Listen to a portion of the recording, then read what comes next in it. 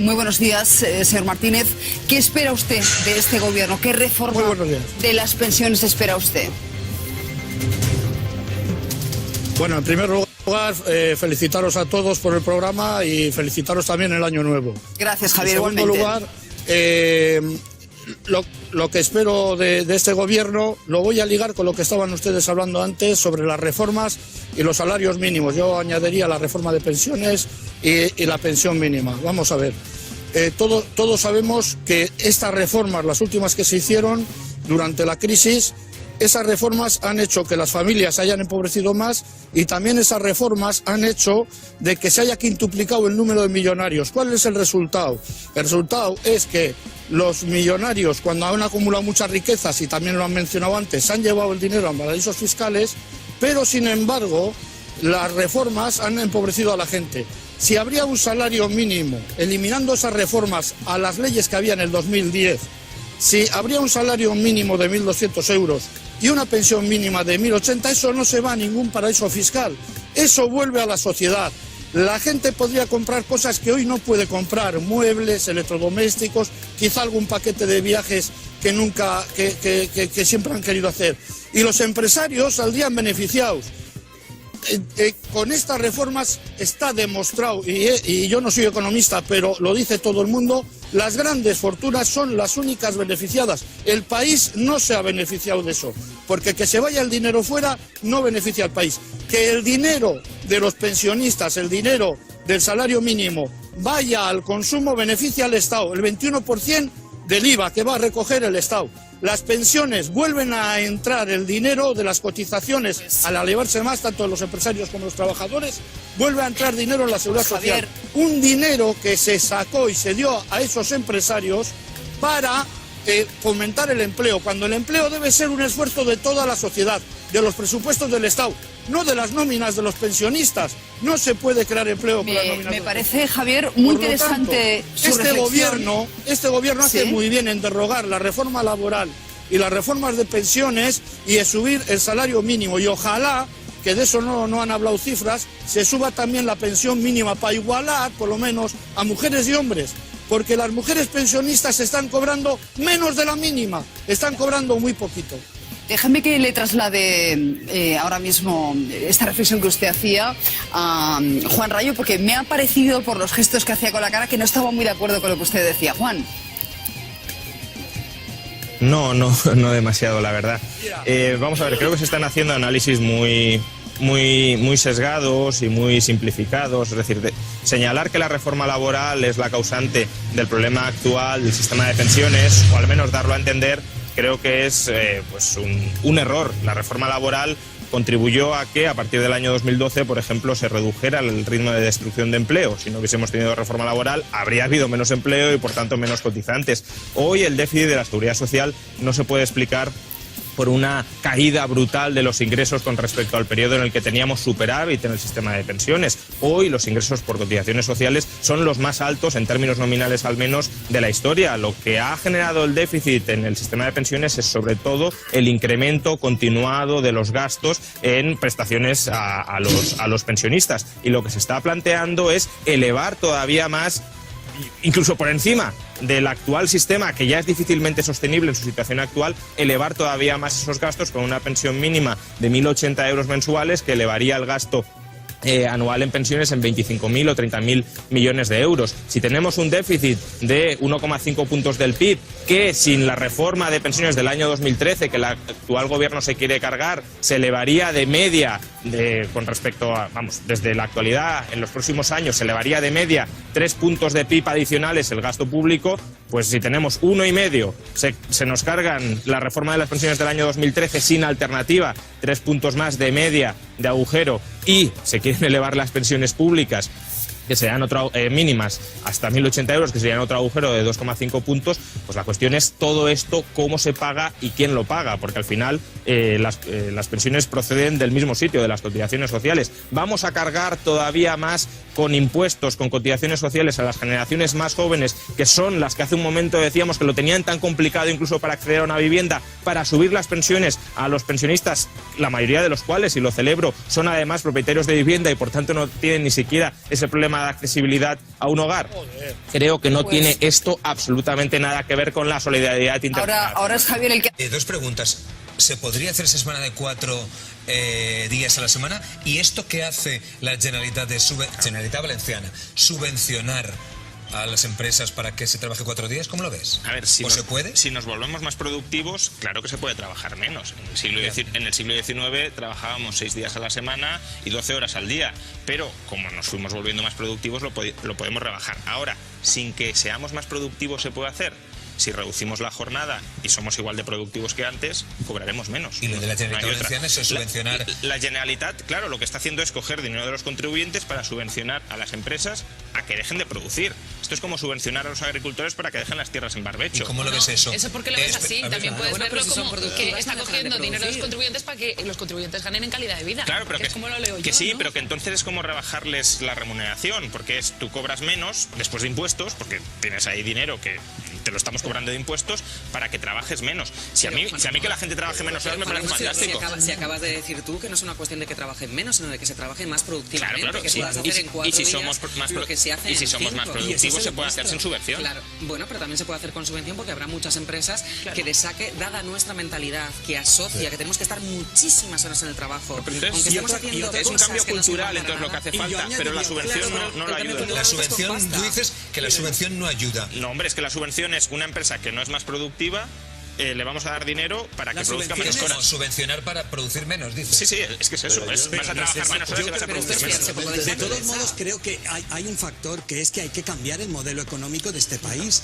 Quiero decir, como este país es fundamentalmente sector servicios, es muy complicado ejecutar eso. Días, dices tú claro, en el sector servicios. A lo mejor lo que tenemos que hacer es empezar a apostar más por el I+D, empezar a apostar por otros campos que en España parece que solo sabemos sector servicio y construir casas. Sí. No sabemos hacer otra cosa. Pero llevamos 20 años diciendo que hay que cambiar la productividad. Claro, pero ¿cuál es el objetivo? No lo hacemos. Yo pensaba, cuando leí la noticia, que era subvenciono para que se trabaje 4 horas y quede un remanente, digamos, 4 de horas. días, no perdón, días, 4 horas. Es que todo está...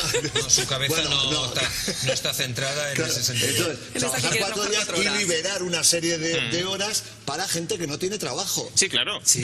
Pero que entonces, la gente que estaba trabajando produce menos. Por tanto, ahí reducir la productividad. ¿Por qué crees que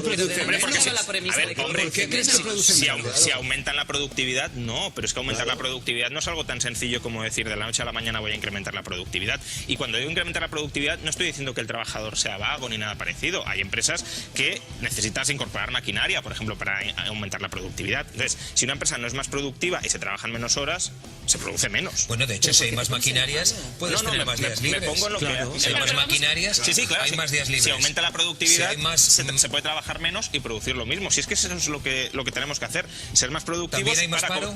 No necesariamente. Ese es un miedo que se suele tener, que si incorporamos maquinaria... Cada vez que lleno el depósito de diésel, diésel lo pondré eléctrico en 4 días. Cada vez que lleno el depósito, hay una persona detrás de la ventanilla. Antes tenía 4 gasolineros. Claro, efectivamente. Madrid y Valencia. Por eso, las máquinas ahorran puestos de trabajo en una parte de la economía, pero permiten crearlo en otra parte de la economía. Y en el Carrefour también. Ahora vas pasando todo con en un supermercado conocido.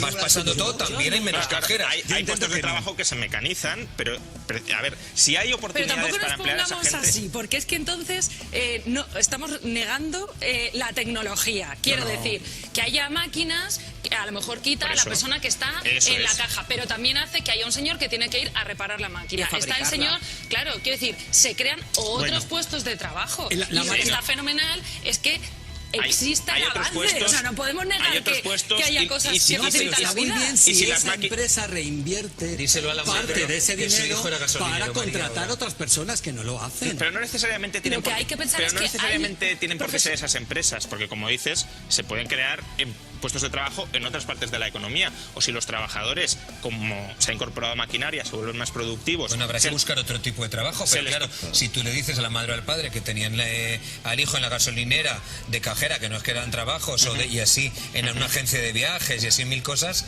pues es difícil que entienda esto que dices tú. Hombre, es que a corto plazo, evidentemente, uno puede decir, ¿qué pasa si me quedo sin empleo? ¿Dónde voy? Ahí sí que hay una situación de incertidumbre. ¿A qué me apunto para estudiar ahora? Pero una economía que sea flexible es capaz de crear nuevas empresas en nuevos sectores que absorban a los trabajadores. Pero siempre tiene que ser flexible el trabajador, no pocas veces el empresario. Quiero decir, le estamos continuamente diciendo al trabajador que tiene que reinventarse, que los tiempos cambian y tiene que reinventarse. Pero las empresas... Hombre, las empresas si no se reinventan quiebran, ¿eh? O sea, bueno, no te creas. Salvo que se la rescate desde el gobierno, por ejemplo, que es algo que no habría que hacer. Pero se ha hecho. Hombre, por desgracia se ha hecho, sí. Estamos de acuerdo en algo, la crisis económica va a ser de caballo. Veremos la duración, dependerá, como dice María Claver, de la duración de la gravísima crisis sanitaria que tenemos, y no hay que olvidar que la economía española, al ser de la zona euro, está mucho más intervenida de lo que los ciudadanos se quieren. Por lo tanto, es vital lo que haga la Unión Europea. Por cierto, los salarios de la gente a la que ahora aplaudimos, sanitarios, funcionarios, fuerzas y cuerpos de seguridad del Estado, se pagan gracias a los impuestos que recaudamos. No creo que sea el momento de bajar impuestos, y mucho menos para la sanidad. No es el momento de bajar impuestos. Es el momento de dar liquidez a las empresas y de garantizar que las personas que se quedan sin trabajo, sin ingresos, puedan comer, puedan pagar el alquiler y puedan pagar la hipoteca. Rayo, las administraciones públicas gastan cada año más de 450.000 millones de euros. El gasto que va a sanidad y a fuerzas y cuerpos de seguridad del Estado son 83.000 millones. Por tanto, de 83.000 a 450.000 millones hay bastante donde se podría recortar para bajar impuestos. No se trata solo de inyectar liquidez, que también la liquidez ahora mismo es fundamental. Las pensiones, la educación... Sí, pensiones... ¿Tú te sabes el gasto en pensiones? Mejor que yo. La educación ahora mismo está... Mejor que yo. La educación ahora mismo está bastante paralizada. No se puede pretender la cuadratura del círculo. No déficit, no deuda, y bajar impuestos y unos servicios públicos de primera. ¿Sabes? Profesor, ahora, eso no es posible. Ahora mismo parece que se quieren endeudar, pues si se van a endeudar, que se endeuden bajando impuestos. Y en segundo lugar... en mejor sanidad. Sanidad. También hay que reforzar el gasto en sanidad para atender las necesidades extraordinarias. Pero si hay que recapitalizar al tejido productivo español... Y acabar con la pobreza endémica de este país. Hay que recapitalizarlo bajando impuestos al tejido productivo español. Y ahora mismo, por cierto, es cuando quizá algunos se empiecen a dar cuenta de lo importante que habría sido la austeridad durante los años anteriores. Porque estáis hablando de Europa, y Europa vendrá a ayudarnos si Europa quiere ¿Más austeridad de la que tuvimos? Hombre, hemos tenido austeridad, hemos tenido déficit público, déficit público todos los años, deuda pública 100% del PIB. O sea, un recorte de 80.000 millones. Austeridad es bajar la deuda. No hemos bajado la deuda está en el 100% del PIB. Pero a ver, y con la deuda en el 100% del PIB. Rayo, ¿me dejas mirarte un momento y decirte una cosa para que estés más tranquilo? Vamos a ver. ¿Tú crees sinceramente que la urgencia que tiene nuestro país en estos momentos es bajarme, por ejemplo, a mí los impuestos?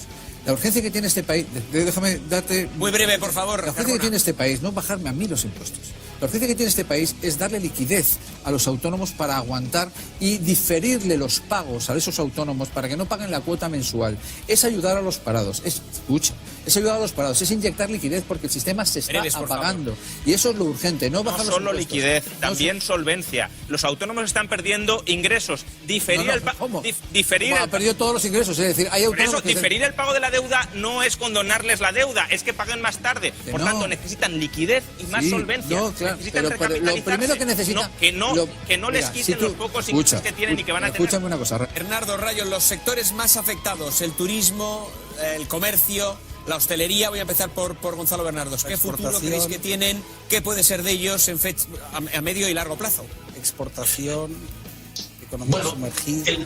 El turismo tiene un problema. El problema es que no le van a venir los extranjeros, tienen que venir ciudadanos españoles. Vamos a ver en qué condiciones pueden venir, porque claro, inventos como poner mamparas en la playa, a mí me parece que esto no llega a idea, como mucho es una ocurrencia. A partir de aquí, son aquellas medidas que se le piden al gobierno.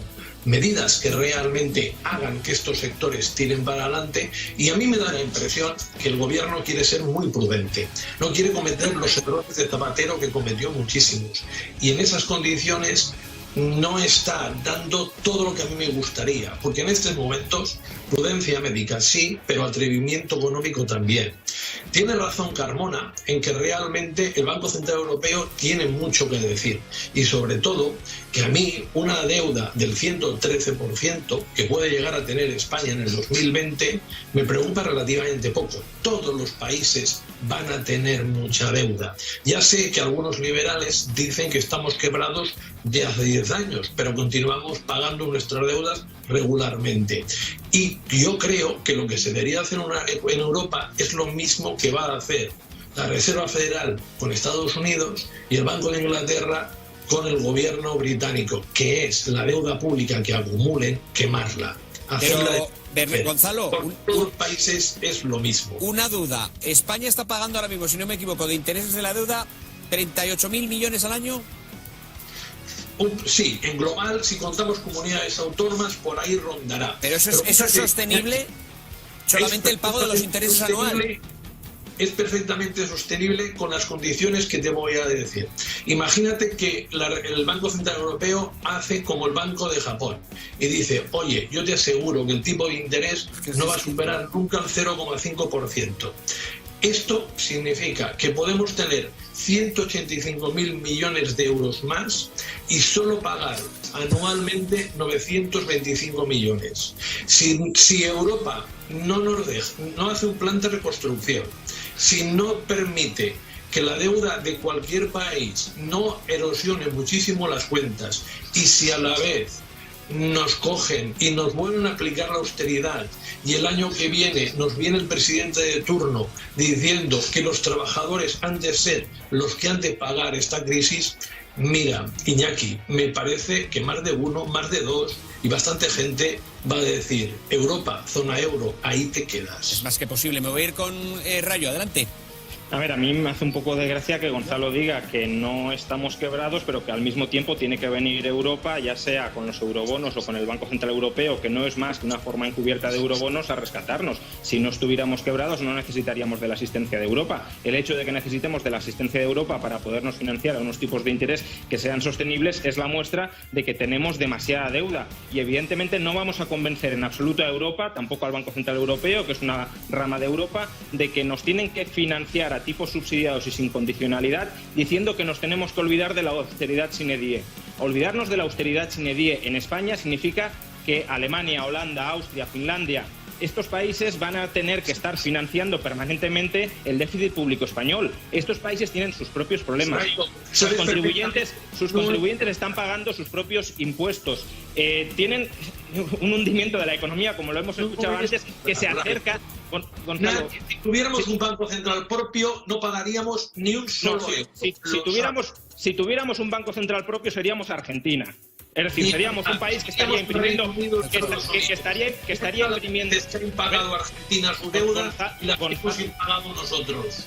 Gonzalo, España ha quebrado 6 veces y cuando teníamos la peseta teníamos una inflación del 20-25% y el tipo de cambio se estaba depreciando continuamente. Vamos a Juan Ramón Rayo la oportunidad de contestar por alusiones a Gonzalo Bernardos. Te pedimos brevedad, eso sí, Juan Ramón, adelante.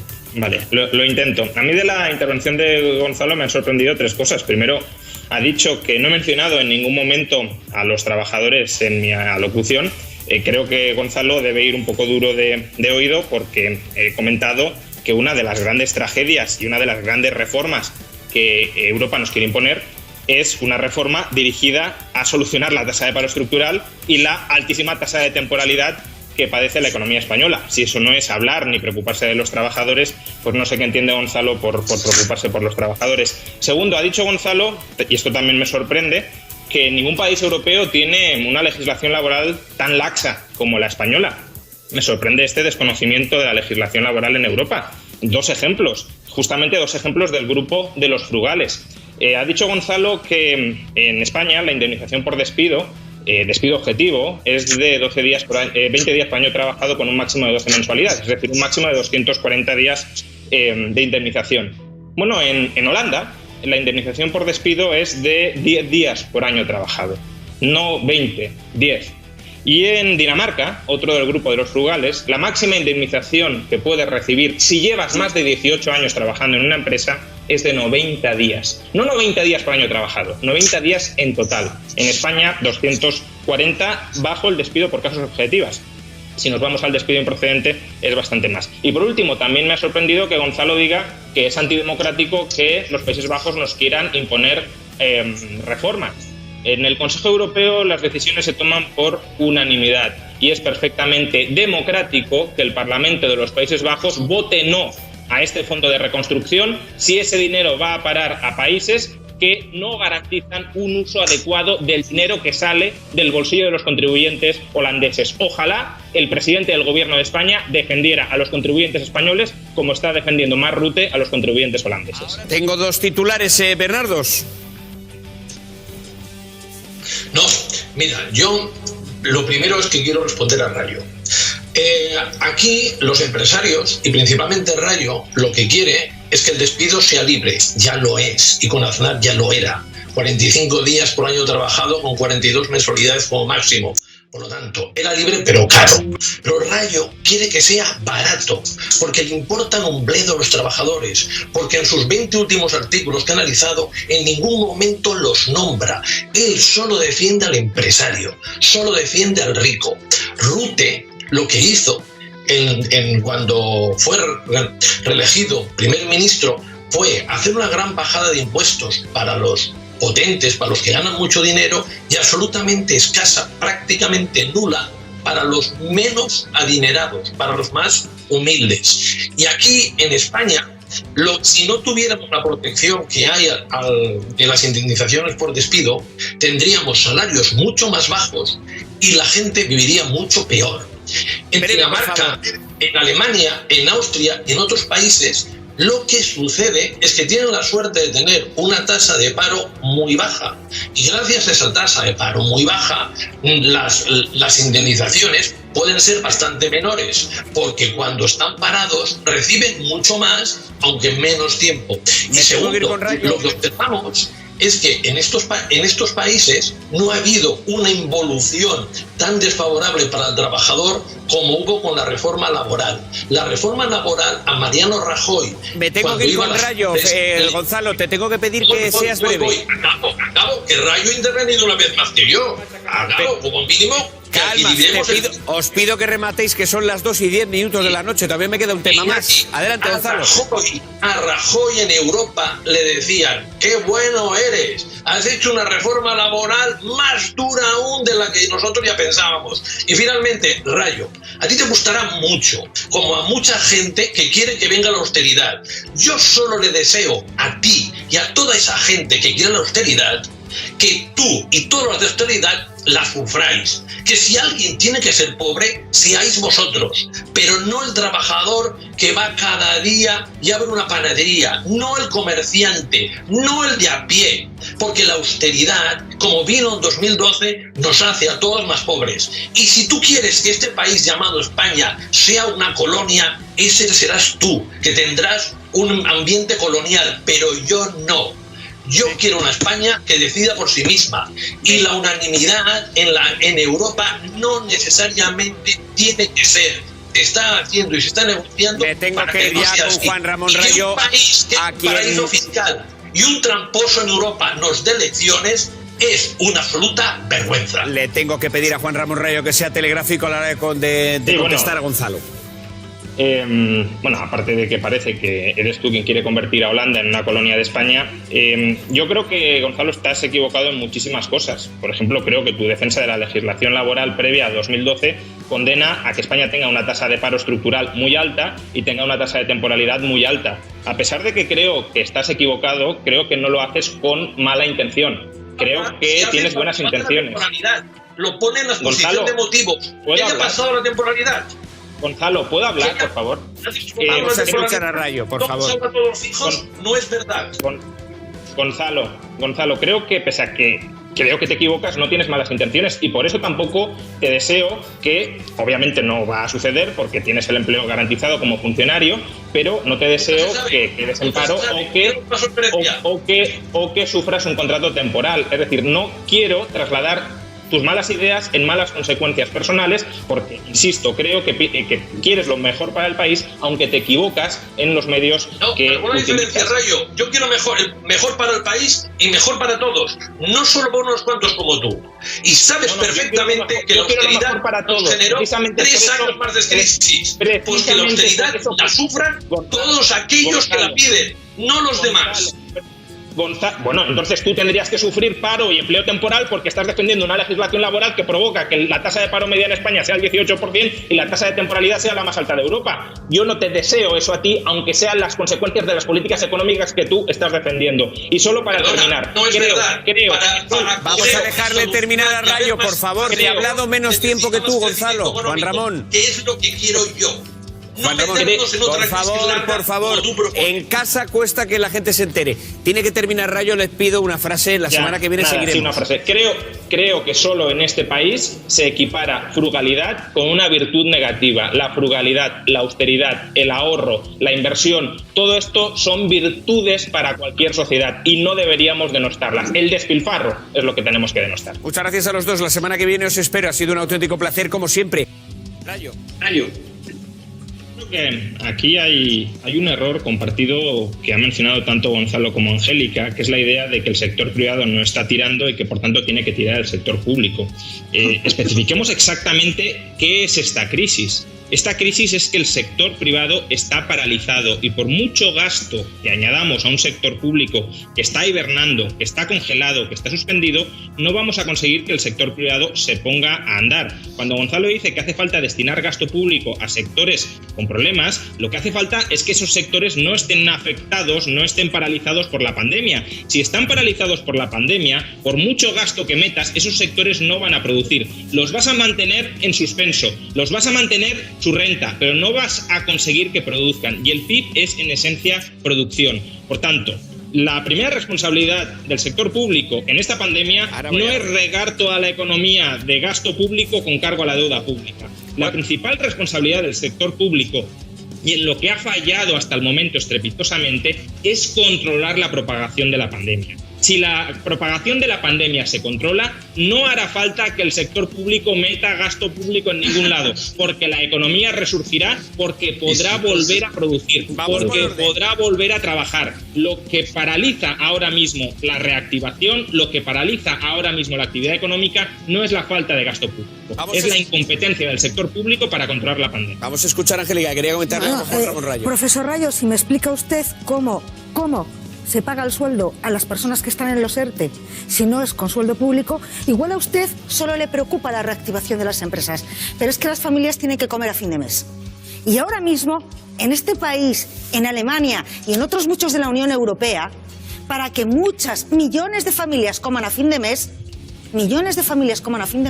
hay que poner dinero público encima de la mesa. A lo mejor a usted eso no le gusta, pero yo le aseguro que a esas familias sí.